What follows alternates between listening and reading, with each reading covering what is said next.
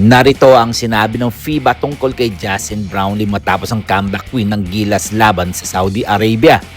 Sa opisyal na ulat, binigyan diin ng FIBA kung paano ni Brownlee binuhay ang never say die mentality ng koponan kahit na off night. Ang pag-shoot niya sa nakaraang laban, ipinakita niyang hindi lang scoring ang sukatan ng value ng isang manlalaro. Nag-contribute rin siya ng 7 rebounds, 4 assists, 3 steals at higit sa lahat, nagsilbing inspirasyon sa buong team. Sa kanilang game report naman ay inilarawan ng FIBA kung paano niya na-turn ang laro. Pinilit niya ang overtime gamit ang clutch 3 at tumulong upang maipanalo ng Pilipinas ang 95-88 laban sa host na Saudi Arabia. Mula rito, nakapasok ang Gilas quarterfinals at naghanda na para harapin ang defending champion Australia. Tungkol naman dito kay Jamie Malonzo, opisyal na naglaro siya sa Saudi Arabia, kaya lang hindi ganong katagal na naglaro sa loob ng court.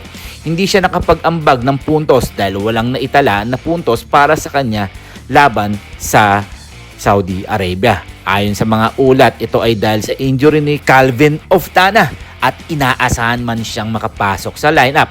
Ngunit tila hindi pa rin nakalikha ng scoring impact ang player na si Jamie Malonzo. Well, kayo mga parikoy, ano ang inyong masasabi dito kay Jamie Malonzo? Tuluyan kayang hindi na makakapaglaro itong si Jamie Malonzo o ipapasok na ni Coach Tim Cone ang kanyang veteranong manlalaro ng Barangay Ginebra sa susunod na laban?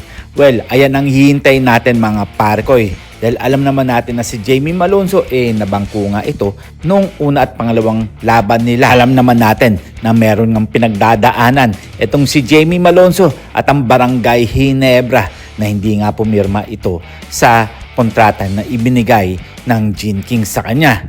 Well, nakakalungkot lang dahil nawalan tayo ng isang 6'7" na player sa Barangay Ginebra.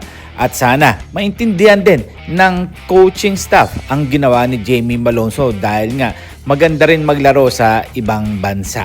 Well, kung sa future ang pag-uusapan, malaki talaga maitutulong ng Japan B-League para kay Jamie Malonzo. Well, kayo mga parkoy, ano ang inyong magiging opinion dito? Ano ang inyong masasabi?